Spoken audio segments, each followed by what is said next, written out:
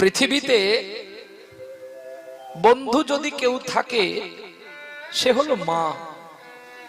কারণ মা যেমন আমাদেরকে শাসন করে তেমনি আবার আমাদেরকে না দিয়ে তিনি খায় না। পারবো সেই মায়ের ঋণটা পরিশোধ দিতে? যেদিন শীতের দিনে আমরা মায়ের কোলে পেশাব পায়খানা করে পড়েছিলাম,